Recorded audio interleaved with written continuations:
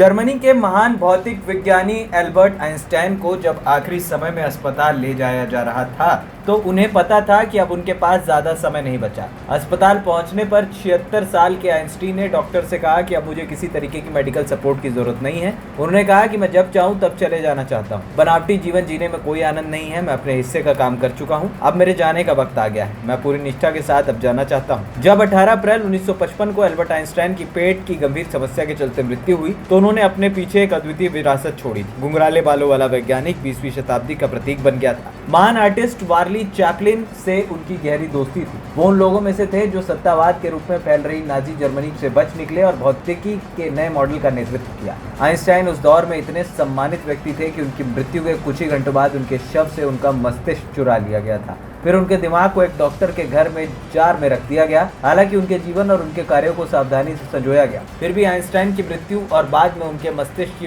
विचित्र यात्रा आज भी लोगों को चौंकाती है। आइंस्टाइन का जन्म 14 मार्च 1889 को जर्मनी के वुर्टेम्बर्ग में उल्म में हुआ था। धर्मनिरपेक्ष माता पिता की संतान आइंस्टाइन लंबे समय तक सिर्फ एक लक्ष्यहीन मध्यवर्गीय यहूदी युवा थे। इसके बाद उन्होंने 1915 में सामान्य सापेक्षता का सिद्धांत विकसित किया। इसके 6 साल बाद यानी 1921 में उन्हें भौतिकी के लिए नोबेल शांति पुरस्कार मिला। इससे पहले 5 साल की उम्र में पहली बार कंपास से उनकी मुलाकात हुई। उन्हें कंपास देखकर बहुत आश्चर्य हुआ था। हालांकि इसने उनके मन में ब्रह्मांड की अदृश्य शक्तियों के प्रति आजीवन आकर्षण को जन्म दिया। इसके बाद 12 साल की उम्र में उनकी मुलाकात ज्यामिति की किताब से हुई। इसे वो प्यार से अपनी पवित्र छोटी ज्यामिति पुस्तक कहते थे। अपने अंतिम दिनों में आइंस्टाइन इजरायल की 7वीं वर्षगांठ के उपलक्ष्य में एक टेलीविजन कार्यक्रम के लिए भाषण लिखने में व्यस्त थे। इस दौरान उन्हें पेट में गंभीर समस्या का अनुभव हुआ। उन्हें AAA नाम की पेट की गंभीर समस्या हुई। इसमें शरीर की मुख्य रक्त वाहिका भी फूलकर फट जाती है। आइंस्टाइन ने पहले भी इस तरीके की स्थिति का अनुभव किया था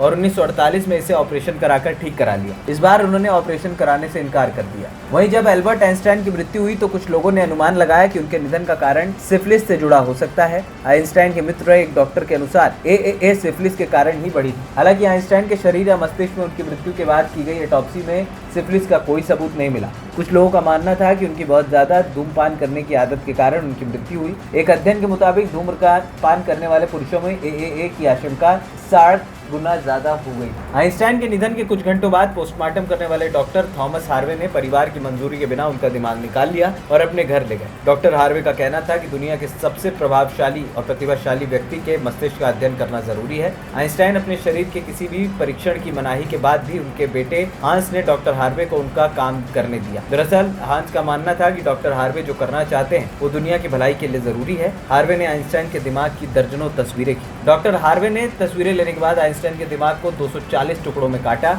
इनमें से कुछ को उन्होंने अन्य शोधकर्ताओं को भेजा। डॉक्टर हार्वे ने 90 के दशक में आइंस्टाइन की पोती को आइंस्टाइन के दिमाग का एक हिस्सा उपहार के रूप में देने की कोशिश की। हालांकि उनकी पोती ने तोहफा लेने से इनकार किया। कहा जाता है कि डॉक्टर हार्वे ने उनके मस्तिष्क के कुछ हिस्सों को एक साइडर बॉक्स में दूसरे शोधकर्ताओं तक पहुंचाया, जिससे उन्होंने बियर कूलर के नीचे रखा था। डॉक्टर हार्वे ने 1985 में आइंस्टाइन के दिमाग पर एक पेपर प्रकाशित किया। इसमें उन्होंने लिखा कि यह दिमाग औसत मस्तिष्क से अलग दिखता है, इसलिए अलग तरीके से काम भी करता है। ANP टाइम्स की रिपोर्ट।